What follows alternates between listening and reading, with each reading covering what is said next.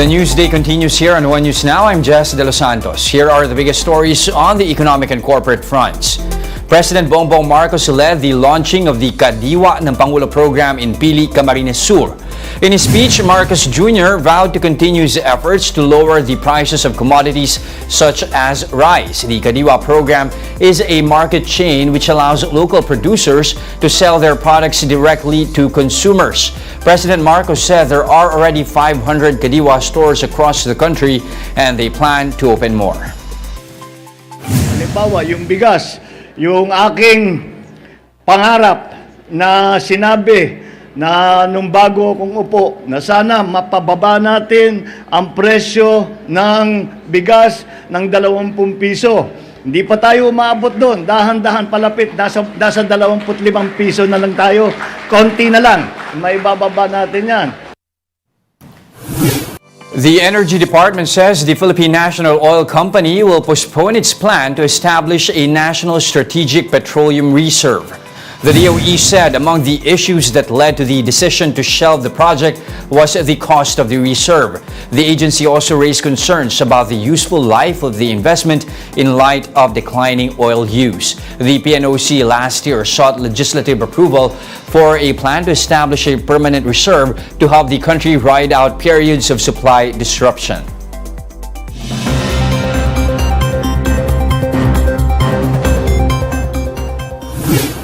The U.S. government has threatened to ban TikTok unless Chinese owners agree to divest their stakes.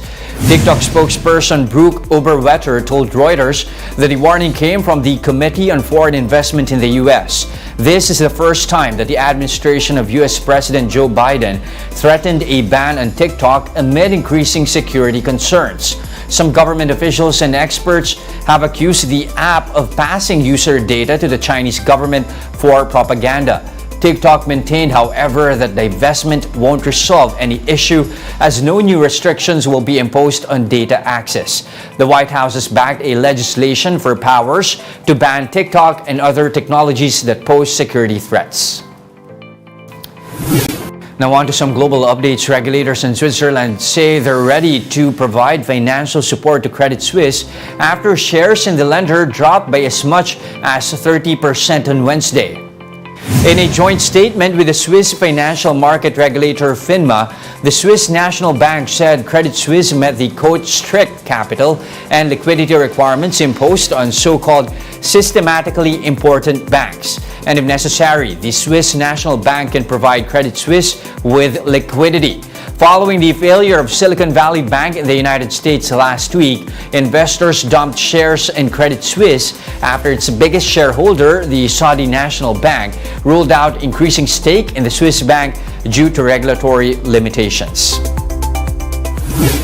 The issue at Credit Suisse fuels worries about the strength of global lenders following the collapse of Silicon Valley Bank and two other U.S. banks. Let's take a look back at Credit Suisse's last few years of turmoil. They say that all press is positive. That isn't the case for Credit Suisse, which has had more than its share of bad headlines. In March 2019, it emerged that Credit Suisse had hired private investigators to spy on a former employee it suspected of taking its clients. Our shareholders have been extremely robust. If you look at the share price, it's not the share price of a company in crisis. The collapse of supply chain financing company Greensill Capital embroiled the bank. Swiss regulator FINMA said Credit Suisse had made, quote, partly false and overly positive statements when it marketed $10 billion of funds to clients as safe investments. I'm actually confident that we will come out stronger. Soon after came Archegos Capital Management. Its collapse brought Credit Suisse $5 billion of losses and saw executives fired. It also found itself the first Swiss bank to receive a criminal conviction tied to a cocaine smuggler. Efforts to reassure investors ran into problems. The outflows basically have stopped. What we saw is 2-3 weeks in October, boom, and since then flattening out. They have stopped. It's gradually coming back, in particular in Switzerland. That saw FINMA open another investigation when the bank reported those outflows had continued. After the collapse of Silicon Valley Bank, investors are now eyeing others for signs of weakness. With Credit Suisse, they're not liking what they see. We'll be back with more stories after the break. Keep it here on One News.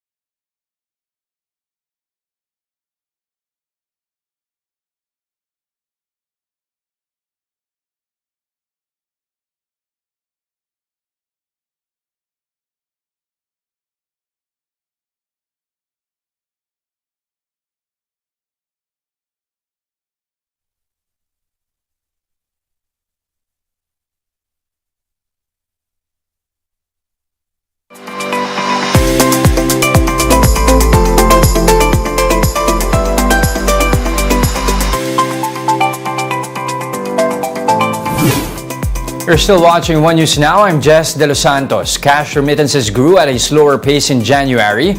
Data from the Bangko Sentral showed that remittances coursed through banks amounted to $2.76 billion in the first month of 2023. That was an annual growth of 3.5%, slower than the 5.8% expansion recorded in December 2022. The Bangko Sentral expects remittances to grow by 4% this year. Economists said OFWs may have sent more cash remittances in January as their families need to cope with elevated inflation.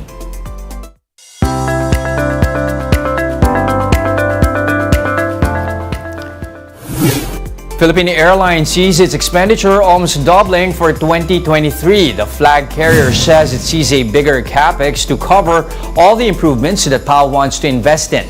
Without disclosing figures, the company says this year's capex would be internally funded following what they considered a good year in 2022. PAL is also adding 7 aircraft to its fleet as it moves to bring back its pre-pandemic portfolio. The additional aircraft are expected to be operating by the fourth quarter of 2023. The Philippine Franchise Association expects the sector to grow by 12 to 15% this year.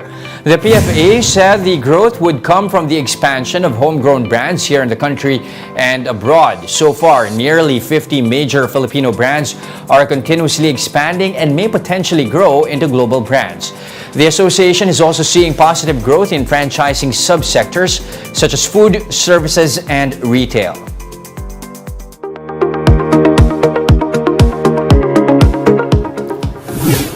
AI is immensely growing and so is its carbon footprint. With the rise of AI-powered chatbots and image generators, Josh Soul explains why AI companies need to make some intelligent choices when it comes to carbon footprint. Artificial intelligence is the hot new thing in tech. The whole industry is jacked up about AI revolutionizing everything from retail to medicine. But all those AI-powered chatbots and image generators rely on thousands of servers in massive data centers. And all that computing sucks up a lot of electricity, some of which comes from power plants that burn coal or natural gas. That means AI could be responsible for a massive and growing amount of planet-warming carbon emissions. We don't know exactly how much power use or carbon can be attributed to AI. One researcher we spoke to complained that tech companies don't release much data. She said, "We know so little about ChatGPT, the most popular chatbot, that it could be 3 raccoons in a trench coat in there. But we do have some good estimates. Creating a single AI program or model can gobble up more electricity in a year than 120 US homes and put off more carbon emissions than 110 cars. Google uses as much electricity on its AI operations each year as all the homes in Atlanta." The big tech companies developing AI, like Google, Microsoft, and OpenAI, told us they have carbon neutral pledges and they're constantly working to make the models run more efficiently.